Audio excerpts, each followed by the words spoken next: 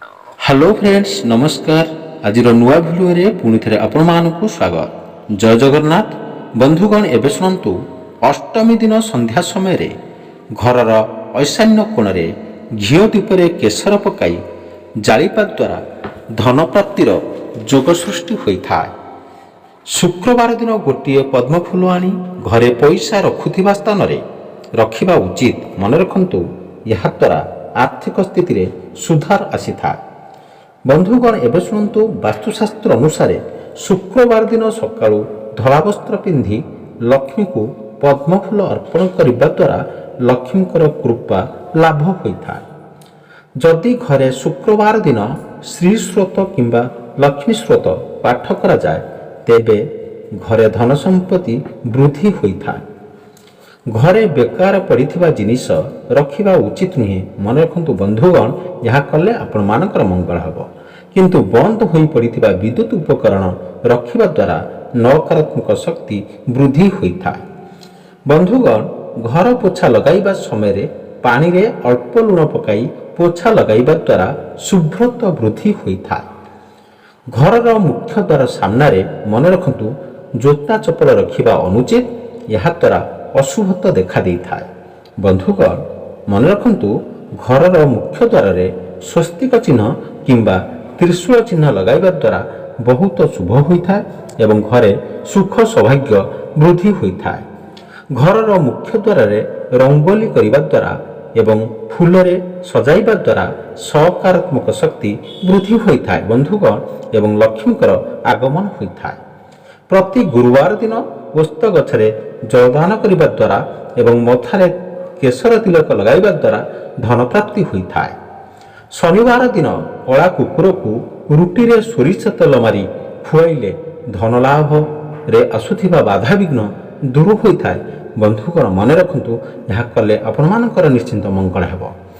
तीनोटी गुरुवार दिन मन रखु 5 किलो अटारे 1 किलो गुड़ मिसाई रुटी तैयारी करी गाई को खुआइले दरिद्रता दूर होता है एवं धन प्राप्ति होता है। विवाहित स्त्री लोक माने निजर काजल बिंदी सिंदूर पाउंजी एवं मेहंदी अन्य को पिंधाइबा उचित नुहे मन रखु यह अशुभ होता है। रुटी कर सारिबा परे रुटी केबे गणिबा उचित नुहे एवं हट केस केबे खाली रखिबा उचित नुहे यह अशुभ होता है। ठाकुर घरे काली शनि भैरव एवं नटराजंकर फोटो का मूर्ति रखिबा उचित नुहे। स्त्री लोक घरर दुआर मुह को लागी करी खाइबा उचित नुहे कारण यह दरिद्रतार वृद्धि होवार कारण होता है। ठाकुर घरे दीप जलाइला बेले दीपरू दीप लगाइबा उचित नुहे कि दीपरू धूप काटी जलाइबा उचित नुहे यह अशुभ होता है। मन रखु बंधुगण यह कले आपण मानकर मंगल हेब। घरे अଯଥା खर्च हेउथिले गोटे तंभा पैसा हलदिया रंगर कौड़ी नहीं लाल कपड़े बांधि ठाकुर घरे रखिबा उचित। संध्या बेले दीप जालिबा बेले 2टी दीप लगाइबा उचित। गोटे तेलर दीप एवं आउ गोटे घीओ दीप यह शुभ होता है। मन रखु बंधुगण यह कले आपण मानकर शुभ हुए। घरे जदि कौनसी पूजा होता है तेबे पूजा सरिबा परे पूजा हेउथिबा कलश पानी को घरे छिंचिले मंगल होता है। घरर ऐशान्य कोण ठाकुर घर करने उचित एवं एक काच पात्र रे गोटा अरुआ चाउल रखिले शुभ होता है। मन रखु बंधुगण यह कले मंगल हेब। घर दिन 12टा पूर्व पोछा मारिबा उचित एवं गुरुवार दिन घर केबे पोछा मारिबा उचित नुहे यह अशुभ होता है। ता पूर्व दिन पोछा मारिले यह शुभ होता है। मलिन पड़ जाइथिबा आईना किंबा भांगी जाइथिबा आईना घरे रखिबा उचित नुहे यह अशुभ होता है। मन रखु दर्शक बंधु यह कले आपण मानकर मंगल हेब। गोटे नड़िया को हलदिया कपड़े बांधि ठाकुर घरे किंबा पैसा रखुथिबा स्थान रे रखिले शुभ होता है एवं धन प्राप्ति होता है।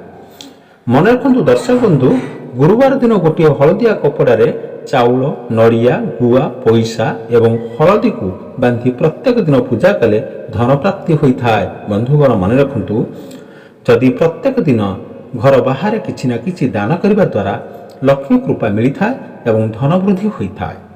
शनिवार दिन घर दुआर मुहरे सोरिष तेल दीप जलाई एवं दीप लिभिला परे ବଳିଥିବା ତେଲକୁ ଅସୁସ୍ଥ ଗଛ ମୂଳରେ ଜାଳିଲେ ଧନ ବୃଦ୍ଧି ହୋଇଥାଏ। ରବିବାର ଦିନ କୁଶମୂଳ ଆଣି ତା ଉପରେ ଗଙ୍ଗାଜଳ ଛିଞ୍ଚି ପୂଜା କରି ତାକୁ ନାଲି କପଡ଼ାରେ ଗୁଡ଼ାଇ ପଇସା ରଖୁଥିବା ସ୍ଥାନରେ ରଖିଲେ ଧନ ପ୍ରାପ୍ତ ହୋଇଥାଏ।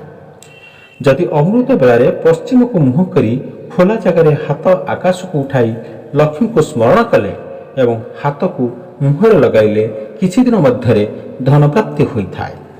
ବନ୍ଧୁଗଣ ମନେ ରଖନ୍ତୁ ଏବଂ ଶୁଣନ୍ତୁ, ଏହା କାର୍ଯ୍ୟକାରୀ ମଧ୍ୟ କରନ୍ତୁ। 11ଟି ଗୁଆକୁ ହଳଦିଆ କପଡ଼ାରେ ବାନ୍ଧି ରୋଷେଇ ଘରର ପୂର୍ବ କୋଣରେ ରଖିଲେ ଘରେ କେବେ ଅନ୍ନ ଓ ଧନର ଅଭାବ ହୁଏ ନାହିଁ। କୌଣସି ଶୁଭ ଦିନରେ ଅଭାବଗ୍ରସ୍ତ ଲୋକଙ୍କୁ ଅଟା, ଚାଉଳ କିମ୍ବା ଧଳା ବସ୍ତ୍ର ଦାନ କରିବା ଦ୍ୱାରା ଘରେ ଲକ୍ଷ୍ମୀଙ୍କର ଆଗମନ ହୋଇଥାଏ।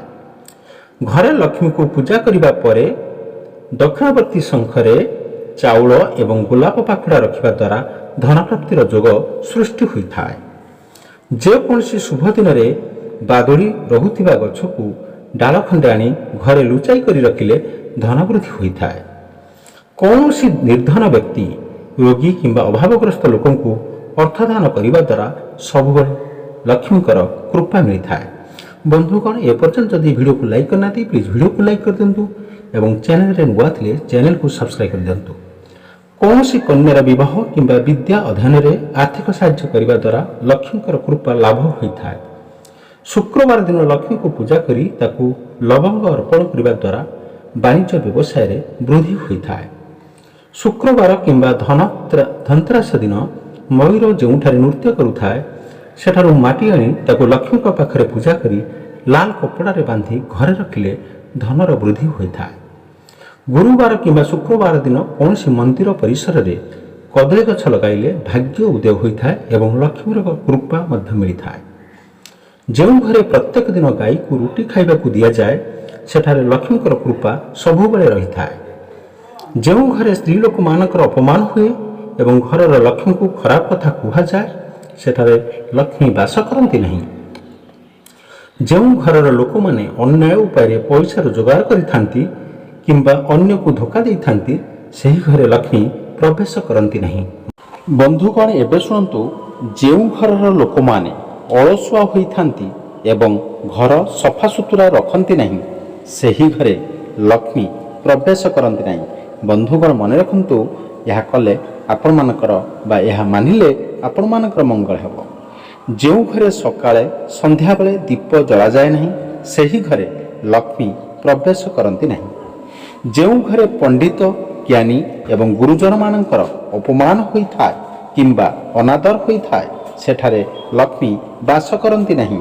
ବନ୍ଧୁଗଣ, ଏବେ ଶୁଣନ୍ତୁ, ଯେଉଁ ଘରେ ଲୋକମାନେ ଶାନ୍ତିରେ ରହିଥାନ୍ତି ଏବଂ ପରସ୍ପର ସହିତ ଉତ୍ତମ ସମ୍ପର୍କ ଥାଏ, ବୁଝାମଣା ଥାଏ ସେହି ଘରେ ଲକ୍ଷ୍ମୀ ବାସ କରିଥାନ୍ତି।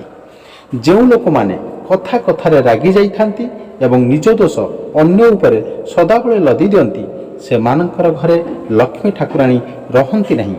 ବନ୍ଧୁଗଣ, ଏବେ ଶୁଣନ୍ତୁ, ଯଦି ପେଟର ଚର୍ବି ବଢ଼ିଯାଉଛି ତେବେ ଡାଲଚିନି ସହିତ ଗୋଟା ହଳଦୀ ସେବନ କଲେ ପେଟର ଚର୍ବି କିଛି ଦିନ ମଧ୍ୟରେ ମିଳାଇଯିବ। Thank you so much watching. ଜୟ ଜଗନ୍ନାଥ।